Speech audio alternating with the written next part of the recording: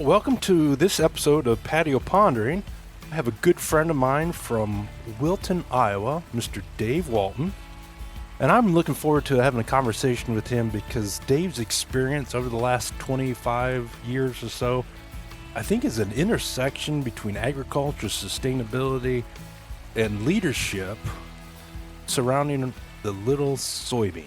As with my previous guest, Dave and I became friends through the heyday of Ag Twitter, and before we recorded, we were reminiscing on what Ag Twitter used to be.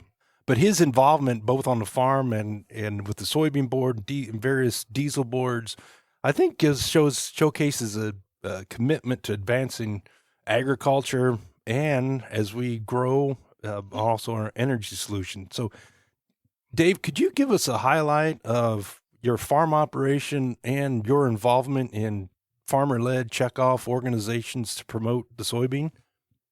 Yeah, absolutely, Jim. And good winter morning from Iowa.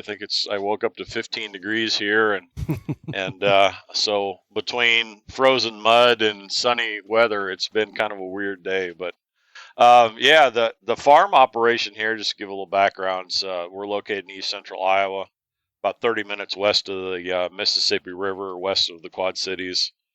And the operation is a multi-generational operation. My dad's retired, 94 years old. Will turn 95 this summer. Doesn't work every day, but still comes out and looks over our shoulders, make sure we're doing it right, as old guys like to do. Oh yeah.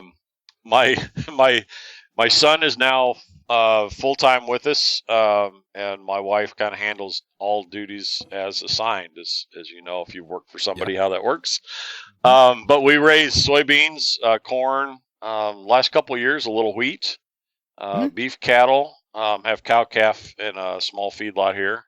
So we have hay ground pasture and various other things going on. So that's kind of an overview of the operation. And you also have a test plot for one of the large seed companies? Yeah, we do. We lease some ground to one of the larger genetic research companies for both corn and soybean research here. So it's always fascinating to watch those guys work. And you and I have had conversation over the years about that. And hey, they're doing this, and oh, they're doing that. It's kind of cool. Yeah, it's on the soybean side of it, it's like 30 acres of the little tiny test plots. So I counted it up one time. There's like 12,000 or 14,000 little tiny plots within that 30 acres. It's fun. I mean, they take a couple of days to plant that plot, and I'll pull in with my planter and do that many acres in an hour and a half. So yeah. they get kind of jealous, and I'm laughing. So yeah, and you have an N of 1, they have an N of 11,999. Yeah, that's right. That's right. You come from a multi-generational, long-standing farm. Can you kind of give us an idea of your involvement with promoting the soybean over the last couple, 3 decades? Yeah, so I mean, you laid it out a little bit, but maybe one more step backwards. I think I really got involved in this through some of the conversations around GMOs and some of the herbicide issues that were popping up probably back around 2010. Wrote a series of articles because I thought it was important that the farmer voice be heard in that conversation around food and pesticides in general, both herbicides and insecticides. So kind of got involved in that, and through that writing, I got the attention of some folks in the soybean industry, and they're like, "Hey, you sound like somebody we need to talk to." So Iowa Soybean Association reached out to me through their communications director, and then through their policy director, and we sat down, had a conversation, and they said, "Hey, you know, these kinds of stories that you're telling are things that we need you to tell for us, to legislators both here in the state and out in Washington, D.C." And so I'd never really thought of being a director or getting heavily involved in the commodity organizations, but saw an opportunity to bring our farmer voice to those folks that needed to hear it, and the rest is history, as they say. So here we are. I think that was around 12 years ago now. So Okay. here we are. Yep. So what boards are you on right now? Starting locally, the Iowa Soybean Association Mm-hmm. and the Iowa Biodiesel Board. And then nationally, I'm on the American Soybean Association. I'm on their executive committee. And I also serve on the Clean Fuels Alliance America Board, which is the National Biodiesel Trade Association. Okay. And the American Soybean Association is the political arm, not the checkoff arm, correct? Correct. Yep. Okay. So you get to we go handle to the Hill. Yep, we handle policy and direct contact with legislators and some of those agencies that deal with soybean related stuff. So we can do things the checkoff side cannot. The checkoff is legally obligated not to do, correct? They're legally they cannot do that. Mm-hmm. So it's really teamwork. We work on a lot of things that they need help with, and vice versa. So it's a really good partnership between the two. So being tagged as an articulate, well-spoken farmer that can get across opinionated and difficult topics, where do you think that came from? But I've wondered that a lot myself. My dad was he volunteered locally quite a bit. Served on the local school board for I think 17 or 18 years. But there's always been sort of a politics conversation in the family, and not only in our nuclear family, but the family that lives around here. Always kind of an eye on local, state, and national politics, and so we talked a lot about it. I've never really thought of myself as particularly a political person, but the conversations that we have here, around locally, often have a genesis at the federal level, and it trickles down, and it's sort of fascinating to watch the machine work, if you will. And now that you find a way to plug into it and have somewhat of an influence on how that machine works, it's really satisfying. And you're talking about politics with a lowercase p, just the inner workings of correct our representative republic and how it works, and how we got the mix of grassroots with from on high. Those are the kind of discussions you're having. Yep, absolutely. It's one of the distinctions that I think has to be made. My own political leanings aside, I have to be able to work with folks from all walks of life when it comes to politics, which side of the aisle they're on, because ultimately my role is to help advance the issues for soybean farmers. And if that means I have to talk to someone on the Democrat side, the Republican side, far right, far left, whatever, I don't care. If they have a way to help us advance our policy issues, I need to be able to interact with them and get our message across. So there's two things around that. You clean up good. You don't look like you're going to the hill right now. No. Since you just came in from doing chores. But what have the reactions been to you showing up on a hill in a 3-piece suit or sport coat and looking good instead of overalls and a straw hat? Yeah, I think it's that first impression that's always, if you show up there looking sharp, suit, tie, shoes polished, they're going to take you seriously because it's sort of that visual presentation of how you see yourself.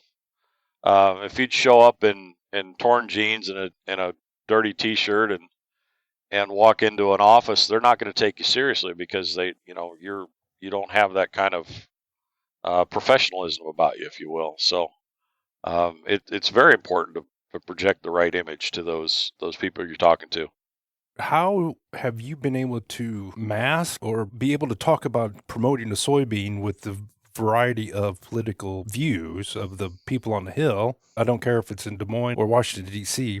How have you been able to navigate that? Because you and I both have opinions, and you're a lot better at not sharing them at times than I am.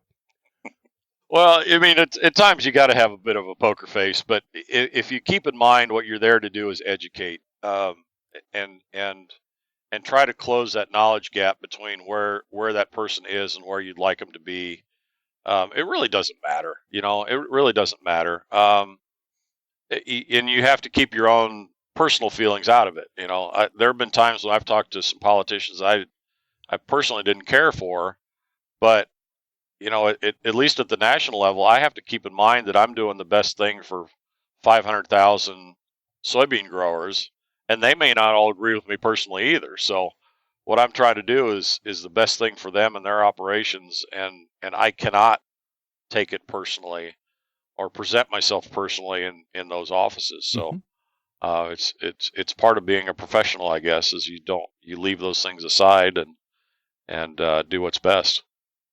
We get this image as just normal people that the House and the Senate, they're always at loggerheads. This person will never talk to this person because they're on opposite sides of the aisle. But then you hear stories about when we were kids of Tip O'Neill going and throwing back Manhattans with people on the other side of the aisle. Do you see that when you're on the Hill, that there's a lot more commonality, a lot more congeniality than we see on television?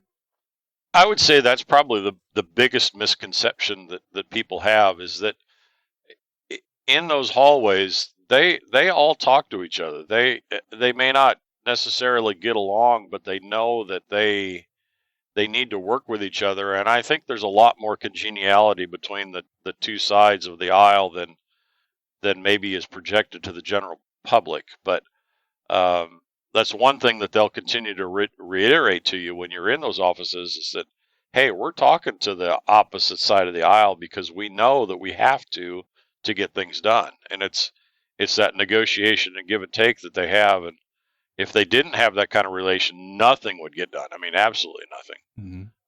But I think there's a lot more congeniality within the Beltway than people realize. Well, it's a lot easier to not show the congeniality when you're trying to get clicks and people to view, whether you're watching MSNBC or Fox or whatever. Oh, sure. Do you think that you being a representative of ag and farmers and more of a grassroots common man let you see that congeniality better than, say, somebody promoting, say, big pharma, just to pick something, a hot topic out? I think if you've spent enough time on the Hill, you get to know that regardless of where you're coming from. If anything, maybe when I'm in those offices on the Hill, because I'm a farmer and I'm a little bit more of a common man, if you will, maybe they let their guard down and talk about it a little more openly with me than they might with some paid lobbyist from a big firm. But I think generally speaking, if you've been around them a while, you learn that. Have you used any specific events that happened on your farm or interactions with other farmers to help promote the soybean? I mean, are there specific examples where you can relate to that? I remember this and I shared it with Cory Booker on the ag committee or something like that. Yeah. Maybe if you go back to the first trade war, there was a lot of talk and a lot of questioning about the impact, and you tell them straight up, hey, look, this took this many dollars off the table for us, and those were dollars that I would have spent at the machinery dealership upgrading equipment, or the grocery store. You tend to buy the generic instead of the name brand stuff, and how that all trickles down into the economy, and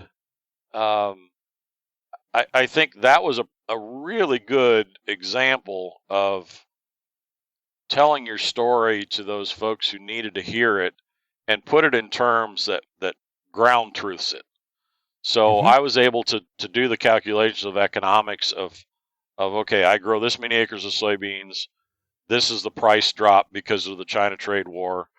So this is the bottom line impact for me. And while it may not look like much, that's money that I can't spend in the local economy.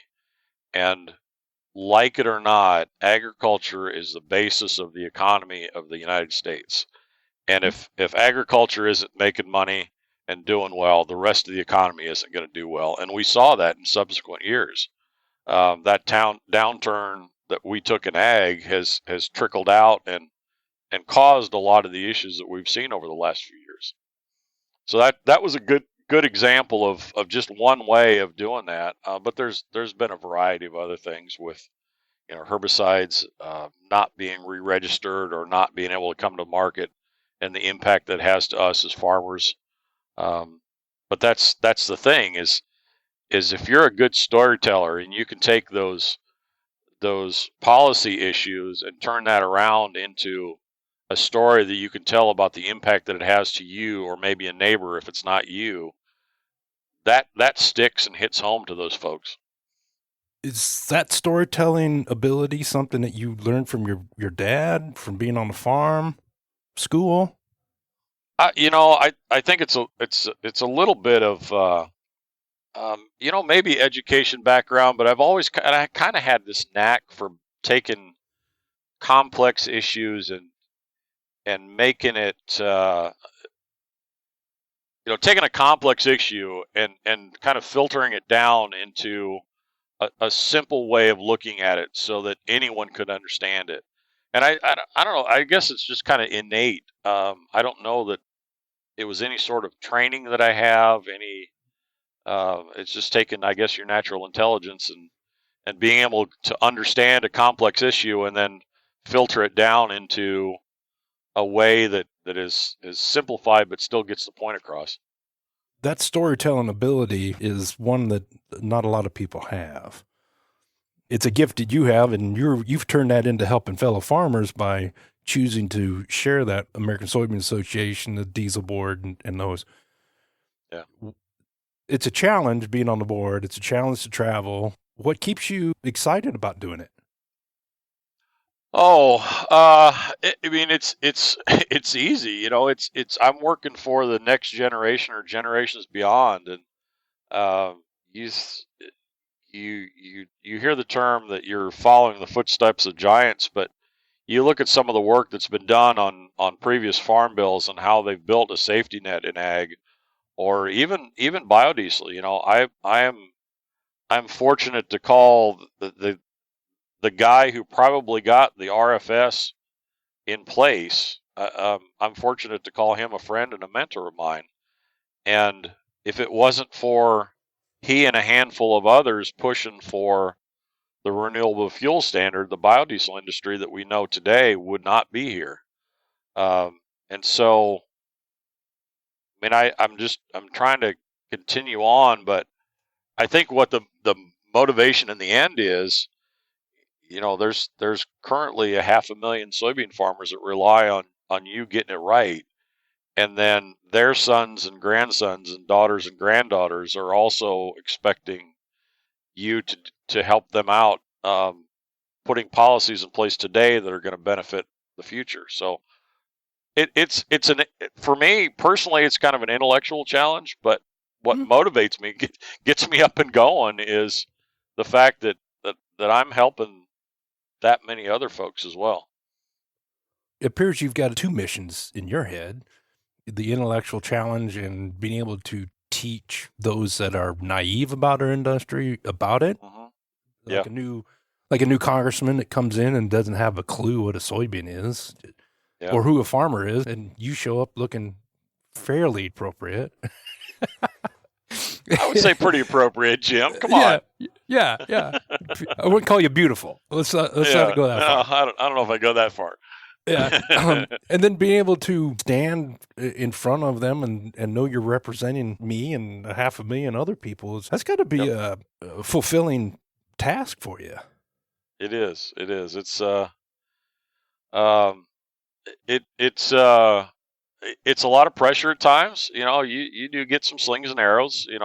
There's some times where you've advocated for a policy position and you'll get phone calls or or letters from people that don't like what you just did. Mm-hmm. But you got to have some thick skin and a little bit of courage once in a while when you're walking into a congressional office of one of the leaders.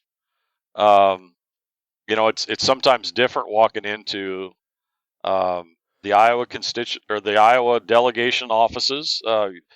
You've built a relationship with those 6 senators and Congress people, but once in a while you go into an office that's unfamiliar to you. That's maybe a Senate leader, for example. It's a little intimidating, but you got to have that courage to say, "Hey, I'm here, and this is what we're going to talk about." So, stepping out of your comfort zone. Yeah, definitely. Yeah, you got to be comfortable with being uncomfortable at times. And there's not a lot of us that are in that boat. Yeah. So hats off to you for being comfortably uncomfortable. Yeah. It's kind of like being an introverted extrovert or extroverted introvert. Well, that's 100% me. I've taken a number of personality tests, and I am an introvert by nature. But I also lack empathy. So I think maybe those things kind of play a role here. It's like, hey, leave me alone. I don't care what you think. Yeah, that's what I was gonna say. Just leave me alone. I'm gonna go in and do my thing, and I don't care what you think. So, but yeah, that's funny. And that's being naturally an introvert. It's something that you almost have to overcome, because I don't see myself as an introvert anymore. But if you take those personality tests, I 100% come back that way. Mm-hmm. And I do see it. There's times when we'll spend 3 or 4 days up on Capitol Hill and meeting with folks and maybe doing some receptions and stuff. And I come home and I got to unplug. I don't want to talk to the wife. I don't want to pet the dog. I come to the shop. I come to the office I have here at the farm, and I need a day to unplug and kind of recharge the batteries before I'm ready to go at it again. So there's a little bit of that too. Oh, yeah. And my wife and I have that discussion with her being a veterinarian. She's in similar shoes to you, where you have to perform when you're in front of the congressional delegation, or in her case, in front of her client. Mm-hmm. But recharging your batteries is something that we have to consciously do. And the nice thing about being farmers, we can go out and pitter in the shop and get nothing done and really get a lot done.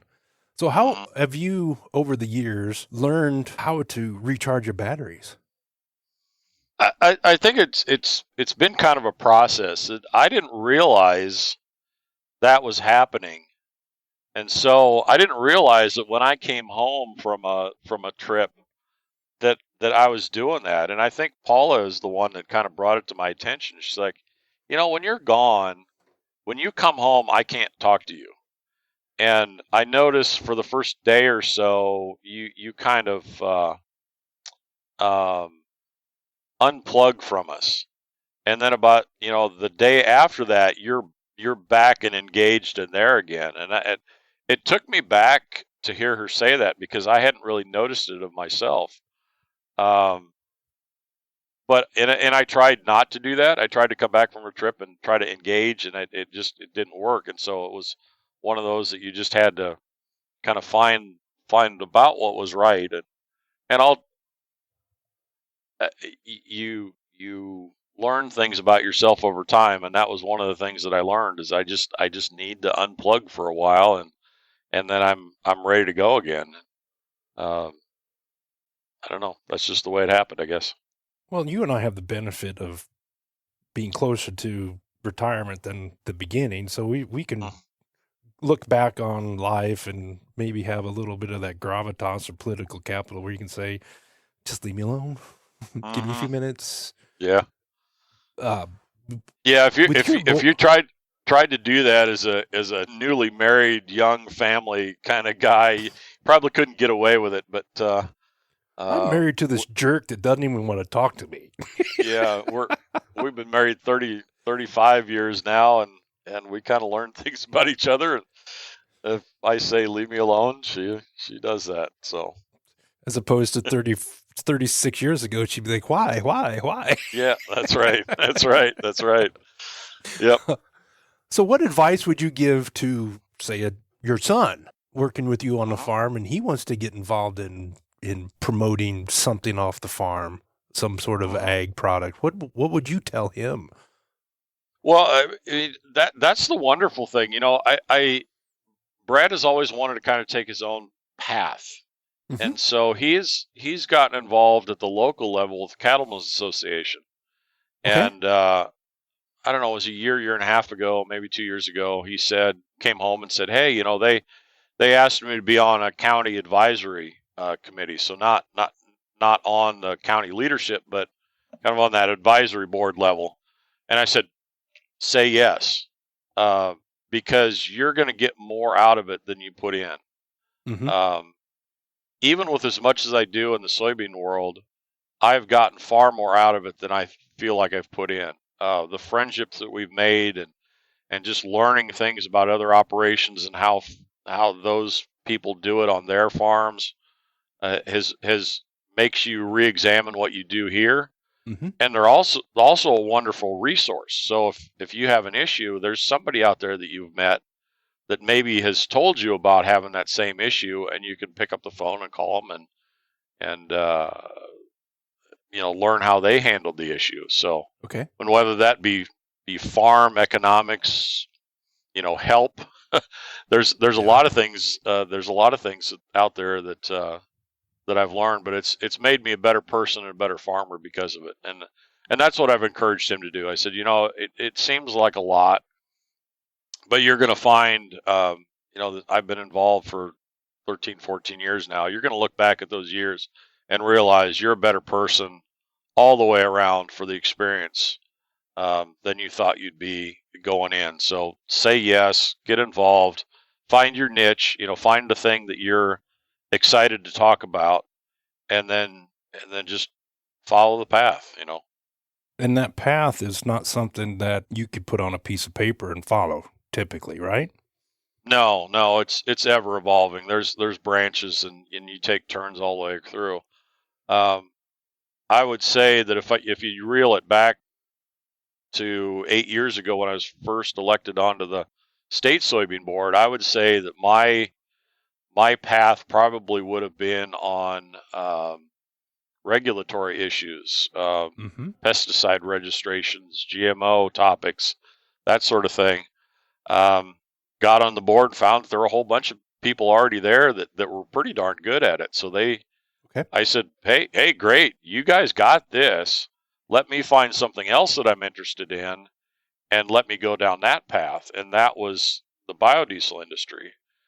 And for me, what kind of attracted me at first was um, I worked for a Fortune 500 company for 12 or 13 years, and so um, seeing how industry works from a different perspective than farming does, the biodiesel industry is exactly that. So you've got everywhere from farmers to soybean crush plant managers to vice presidents or presidents and CEOs of biodiesel plants, all around the same table.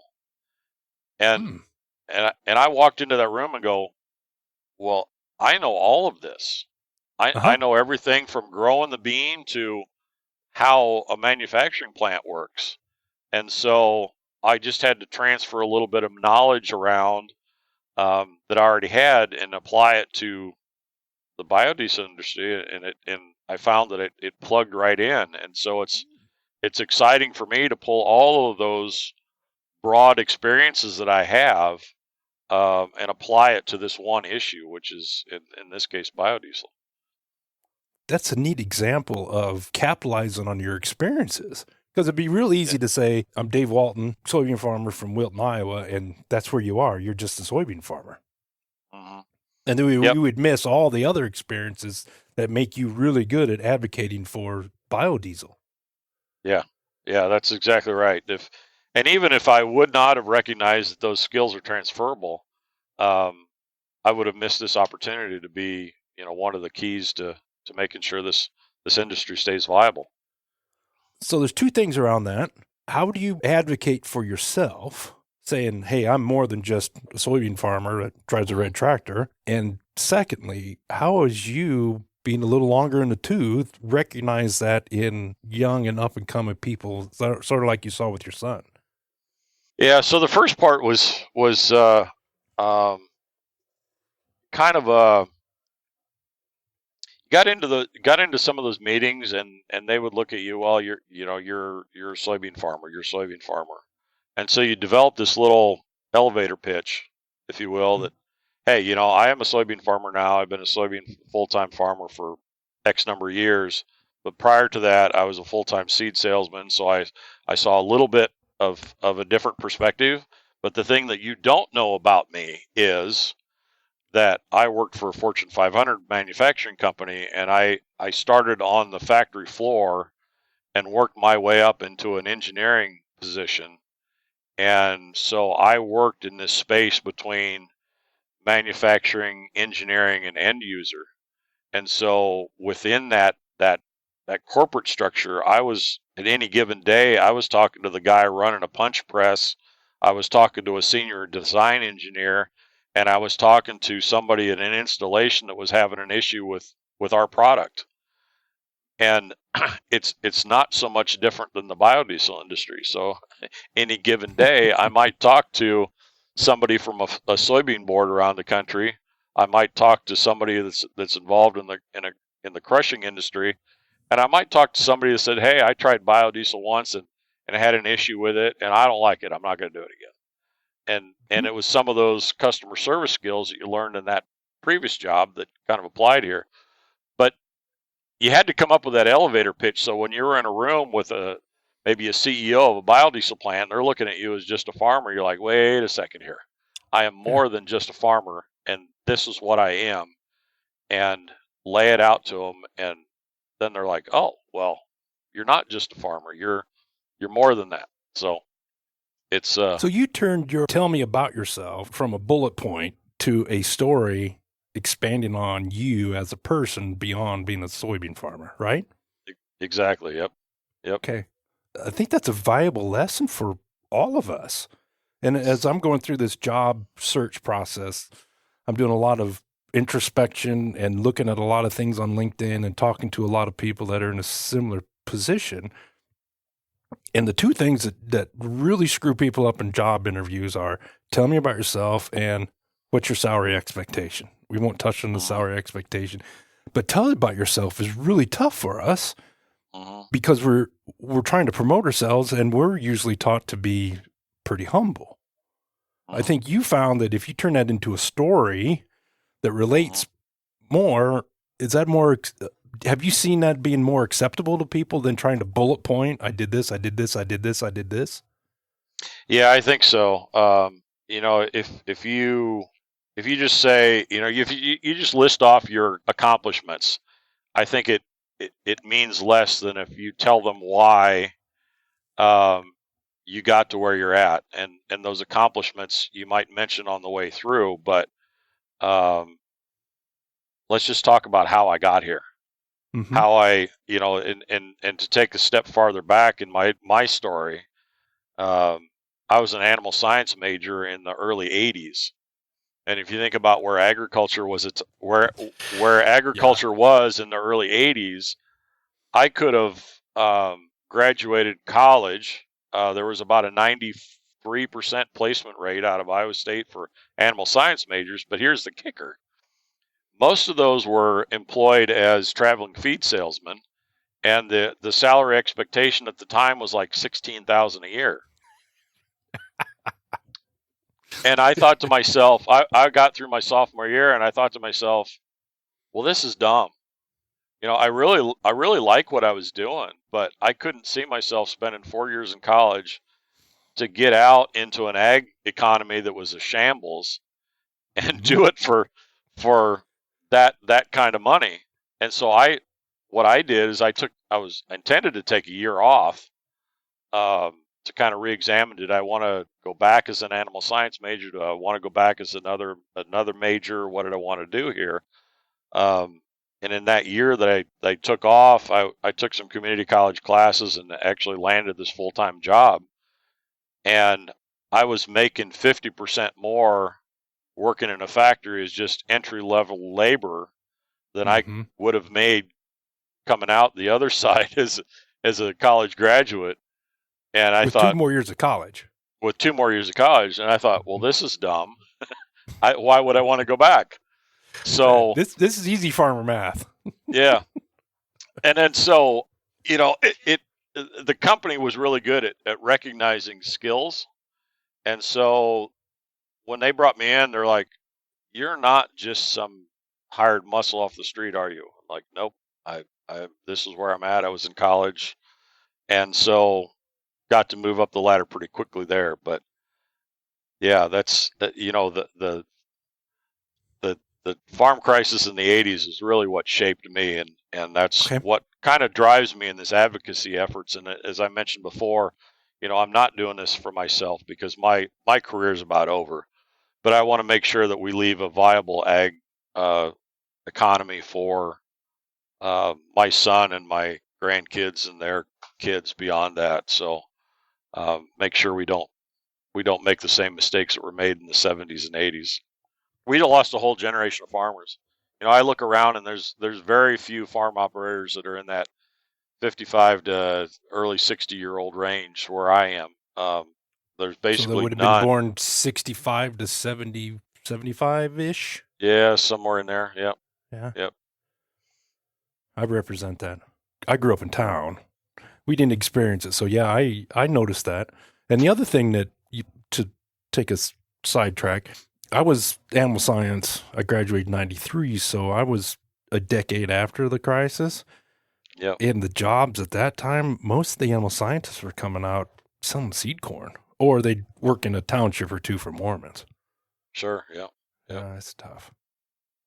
Dave, I could see you telling a story in front of a bunch of biodiesel people, and it would go something like this. I'm Dave. I'm a soybean farmer, but what you're talking about, the challenge you have unloading soybeans in that plant reminds me of when I was on the dock at this company, and we were having a problem with forklifts or something. And here's how I remember working on that.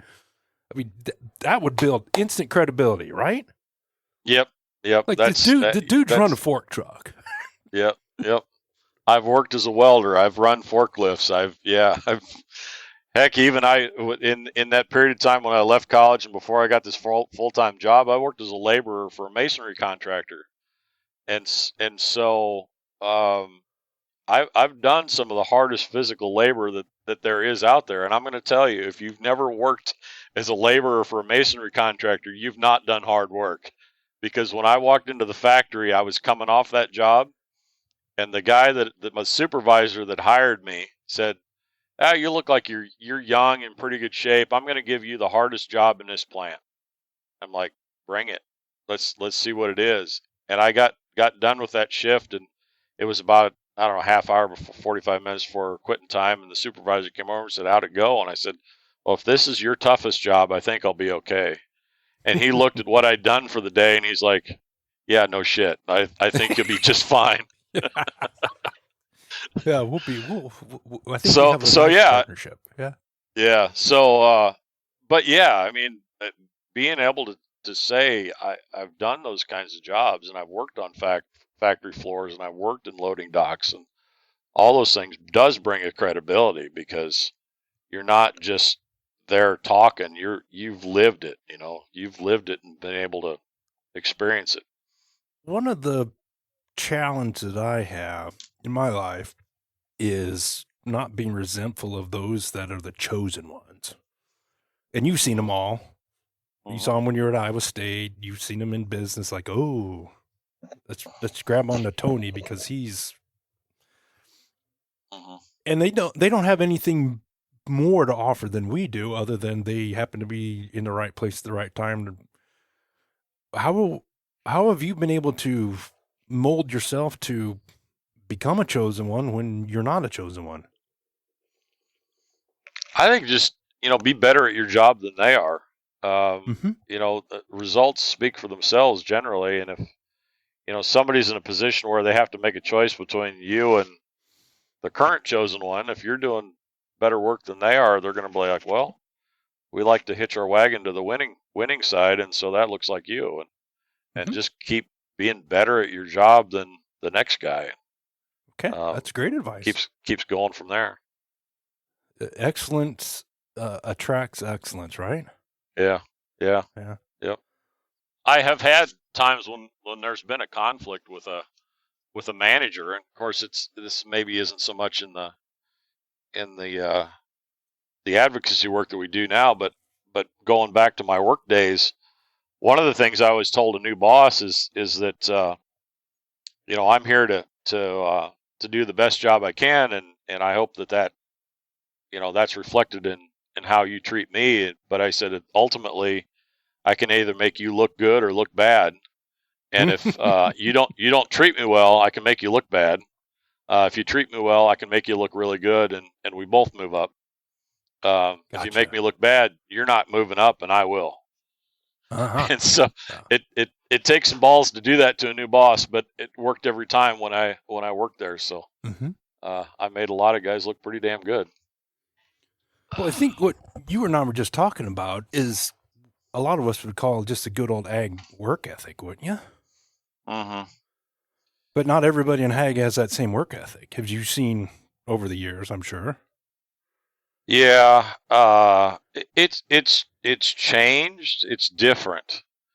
So where you and I were kind of taught that the harder you work, the more successful you're going to be, and it was all often tied to physical effort. What I see of the younger ones, they're in that work smarter mode, and so it's not necessarily the physical effort. It's let's be smart about what you're doing and think through it, and maybe they're not as capable of the physical side of what we used to do, but that's not called for anymore. I mean, we don't have to hand pitch out farrowing pens like we used to. It's we've gotten away from that, so it's not called for. So they have to work smarter because there isn't that physical side of the work that we had 40 years ago. So maybe we've taught them to be better than us. Well, we hope so. I mean, that's the whole goal, isn't it? We want them to be better than us. We want them to be more successful than we had been, and if we do that, we've done our jobs well. I agree. Yep. Leave it better than you have been, than you found it. Yep. As you continue your journey as an advocate or doing advocacy for soybeans, at what point do you think you'll have to hang it up for somebody that's younger than you? Well, I'm facing that now, Jim. We unlike Congress, we have term limits. Okay. So on the state board, I'm in my last year. So in December, I will term off. Okay. So we've had a significant turnover on our state board. And starting a couple years ago when we started having that turnover, I felt like it was my role to mentor some of those younger, not necessarily younger, but new board members, and make sure that when I termed off, I felt like the board's in good hands, Okay. And so with 1 year left, I'm still kind of working on that, and I think we're getting somewhere. Thing of clay. Yeah. And like I said, we'll turn over 2/3 of our board in 3 years. Oh boy. And so that happened when we came on. So we turned over 2/3 of our board. I was kind of the second big class that came in, and had a huge turnover then. And I remember the guys that were going off the board at that time had that look in their eyes like, I don't know if I trust these guys or not to make the right decisions. And so they were over our shoulders a little bit, making sure that we had that background information of, this is why the decision was made, or this is how we got to this point on certain things. And so it's been something I've been intentional about the last couple of years, is having those conversations about this is how we got to this point. This is why we made that decision. This is why we have the financial reserves that we do, or this is why we didn't go on a hiring spree and hire a bunch of people when we knew that we could. We were trying to kind of balance out the highs and lows and give them that background information so that when they go forward, they have that institutional knowledge, if you will, how we got to this point.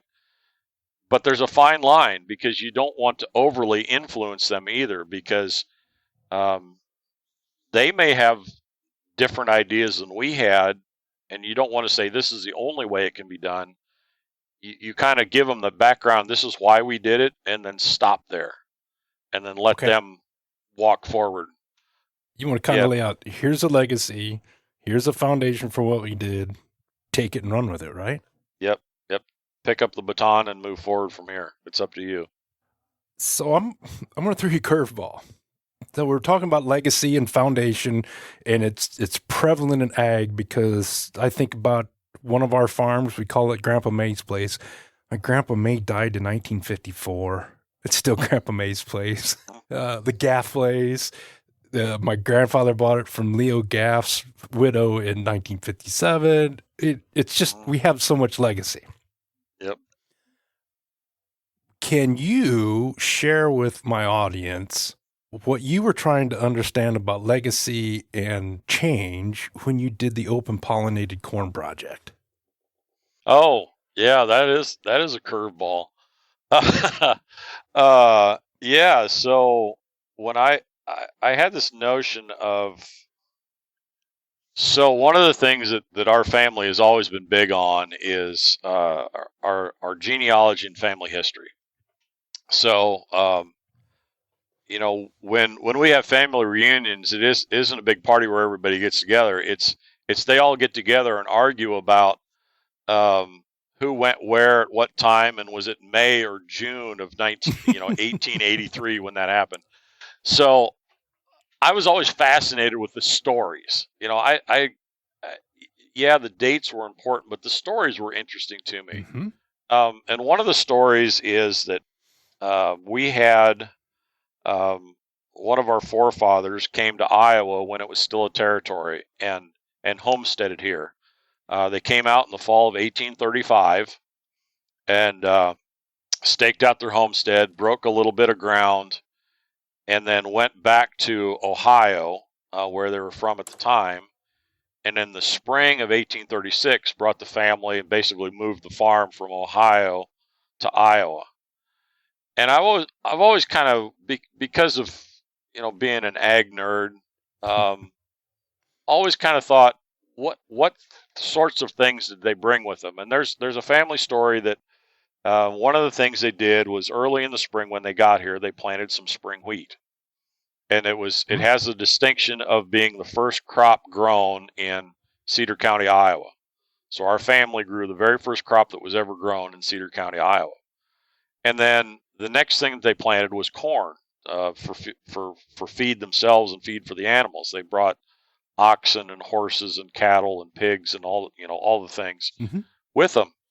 And I always thought, wouldn't it be really cool to do the research and go back and grow the same things that they would have grown in that very first year in 1836?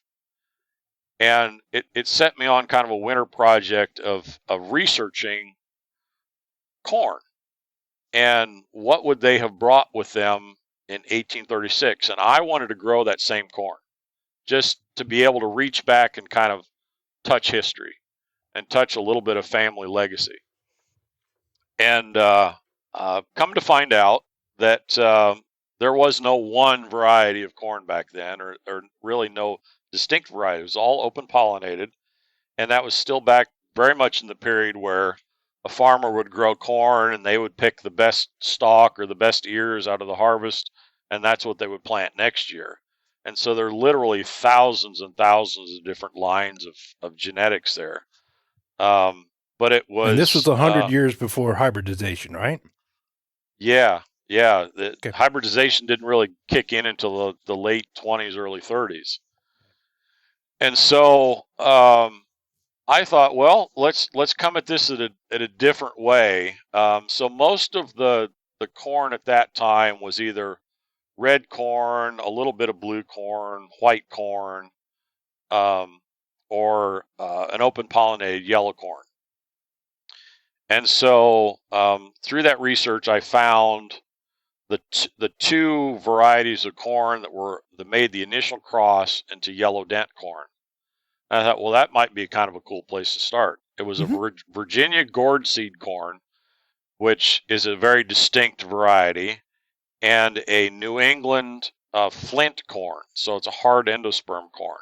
And that was the initial cross, almost by accident, that gave us yellow dent corn that almost all of the yellow dent corn that we plant today is descended from.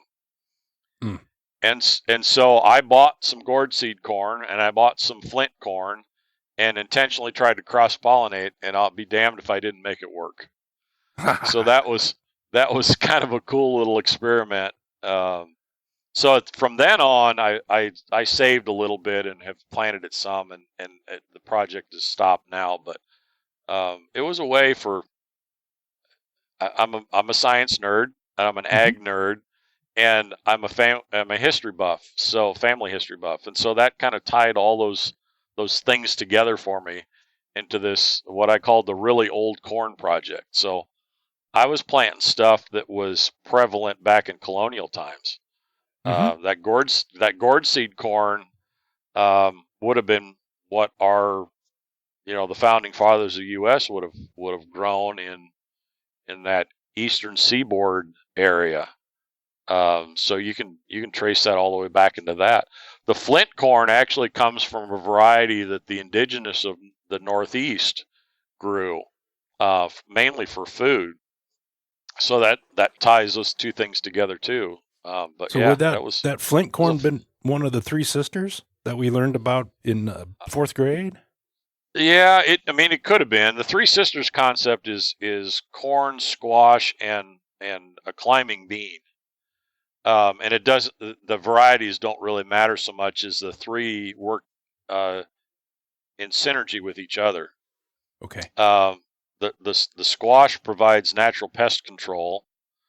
The bean provides nitrogen for the corn, and the corn provides a trellis for the bean to climb. And so the three work in concert with each other and have this own little microbiome that all kind of works. That's cool. So for my audience, I did get to see the plot there along your pasture where you had the hot wire around it, and seeing those different varieties of corn ranging from grass. I mean, it just looked like some of it looked like grass to, hey, that kind of looks like a corn plant. That was neat to see as it was growing. Yeah, and toss into that the fact that I'm kind of a foodie too, and we grew some food grade blue corn that originated in the border area between New Mexico and Mexico. So is a very tropical corn, and I still grow a little bit of that today because ground up and made into masa for tortillas. That corn is incredible. You really don't want to put anything on those fresh tortillas. Really, you just mash them out, cook them, and just eat them. They're so good. What do you cook them in? Beef tallow or corn oil? These mostly we'll fry them in just a little bit of soybean oil. Okay, of course. But it doesn't take much. You basically fry them in a dry pan with just a little bit of oil in there, just enough to cook them through. So you're not deep fat frying them. They're so good. You're just cooking them. Yep. They're so good. I'm sure that most of the people that see Dave Walton's picture on the Iowa Soybean Association board couldn't see you as a foodie. Probably not, but those who know me know I am. Because if I tell them we need to go to this restaurant because it's really good, they're just like, yes, we've been through this before. We're just gonna go.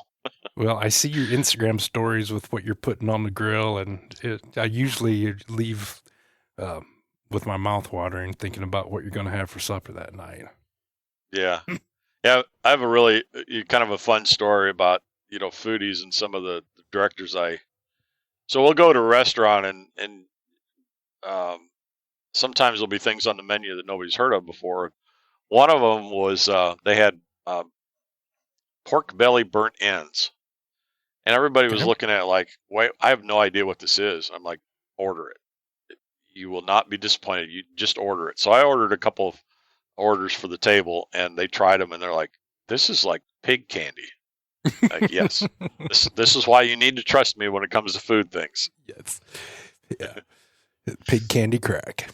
That's right. That's right.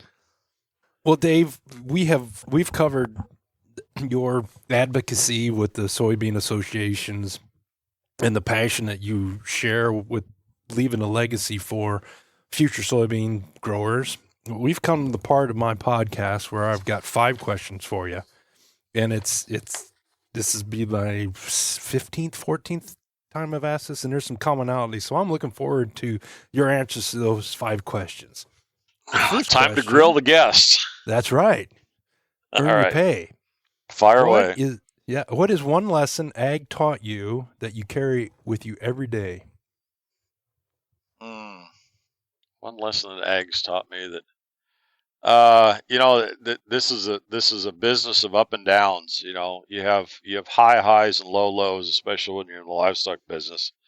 But you learn from your mistakes, and you learn from the things that don't go well, and move on. And I think that's an important life lesson, regardless of what you're doing. You know, not everything's going to be successful, so you learn from the mistakes, you learn from the things that don't go well, and move on. I think that's a great lesson, that learn from your lessons. And you said it, in ag, we seem to get more lessons than a lot of other people. If you could spend one afternoon with any agricultural figure from history, who would it be? Oh, that's easy. Norman Borlaug. I want to know. I would love to hear his stories, and how he took the skills that he had and transferred them to the problem that needed to be solved, and then what were the successes and failures along the way. I would love to sit down with him and listen to those stories. So, fun fact, one of my customers was based in Protivin, Iowa. And one day I had to get rid of some coffee, so I turned north on this road west of Protivin. And this is right before COVID, I think. And I just happened to go north, and you find, as most farm people know, you find a place to pull off where nobody can see you, and you do your thing. And you just do the detour. I'm going to go up a mile, go over a mile. And I came, and there's a sign. I went, wow. So I pull in, and it's Norman Borlaug's birthplace. Oh, really? And you talking about Norman and the legacy he had, getting out of that car and walking across the yard where he walked and his dad walked, and he got those foundations to do what he did. I share your passion to understand what he did, and he would definitely be one of those you could go back and go, man, teach me everything in these next 3 hours. Would be really cool. Yeah. I mean, I think the first thing I would do is shake his hand and thank him for saving 1 billion lives. And then let's get to the stories. Yeah. That's billion with a B, large B. Yeah, that's right. Yeah. Can we replicate this over? What is one obscure or quirky thing about ag you think more people should know? Oh, wow. Quirky thing. Well, that's a tough one, Jim. Trying to think quirky. Quirky, unique. Yeah, I was going to say unique. I think my mind gets drawn to a question sometimes that I get. Of the question usually is framed something around, when did you start farming? And it's a tough question to answer, because when you grow up on a farm, you always kind of see yourself as a farmer. Even, I mean, I had little things to do around the farm that related to the farm business from the time I can remember. When we had stock tanks, and one of my very first jobs was to go around in the summertime and make sure, I filled the stock tanks. So you turn the hydrant on and sit there and watch it until it was full and turn it off. And I was probably 5 or 6 when that happened. So I think one of the unique things is how that's not really a question you can ask us, because we're sort of born into this, and it's something that you feel like you've always done. You've always been a farmer because there's always something that you were doing on the farm. Yeah, the answer is yes. Yeah, I think so. Yeah, that's a good one. What is your favorite agricultural tool, product, or innovation? Auto steer. Okay. That gives me time. That gives me time to text my friends and scroll social media when I'm in the field and bored senseless. No, but I think it's made us more accurate. Honestly, I kind of have to chuckle to myself. So we've taken over some farms from renters that didn't have auto steer, and especially we're mainly no tillers, and so I can remember renting a new farm and going in to plant it the first time. We're planting corn into soybean stubble, and got a couple passes in off the first pass, and I'm not following the rows anymore. And I counted over the width of a 40-acre, fairly rectangular farm. I think we were off 22 rows by the time we got to the other side. The guy had crowded and curved and so on, and I didn't realize we were this bad when we were following markers, and I hope I was never that bad when I was following markers. But yeah, I was off 22 rows on a 45-acre field, and to say that he drove like a drunken sailor at sometimes would have offended some sailors, because he might have been off 9 or 10 rows at one point from one side of the field to the other side of the field. It was that much of a curve or an offset in it. So wow. I think auto steer is probably one of the things that I feel is guidance in general, but auto steer has made us better farmers. We're more efficient with our inputs and time. Great answer. And then the last question is, what is one small act or change you think could make the biggest difference in agriculture's future? I think we need to do a better job of looking at this as a team sport. We as farmers tend to be too individualistic. And so the things that I learn on my farm, I don't always share with others. And some things that I'm sure other people are learning, they don't share with me. Mm-hmm. And so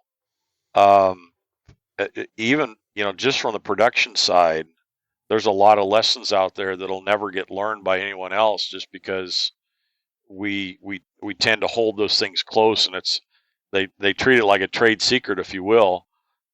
Others are going to learn it over time, but I think we could make some great leaps forward if we would learn to be more collaborative, and mm-hmm. and that goes with advocacy efforts as well. That everybody has their turf, and everyone tried to just kind of defend their turf when really there's a lot of wins that can be had out there if we would play more as a team. But I think ag needs to play more as a team than a bunch of individuals, and I think that would take us a long ways down the path here. That's a great one, and we've hit on it with several other podcast guests, not identically the way you did it, but in general, I think it's a limiting factor. As we talk about biology, there's things that limit, and I think our lack of collaboration and backstabbing in ag does limit us at some. Yeah. So that's a really insightful answer. Well, Dave, I really appreciate your time, and I miss stopping by and seeing you there at the farm in Wilton. I appreciate that you opened up and shared with us your passion for promoting the soybean and how how your journey from just being that chore boy filling water tanks on the farm turned into helping the American soybean farmer, and hopefully the legacy that you leave and what the soybean can do for us and how we can make us more prosperous as American farmers. So thank you for taking time. And to my audience, here is just another example of lessons that we can learn if we sit and listen to people's agricultural roots and how those roots molded them. Thank you, and we'll have more insightful interviews as we continue this journey together.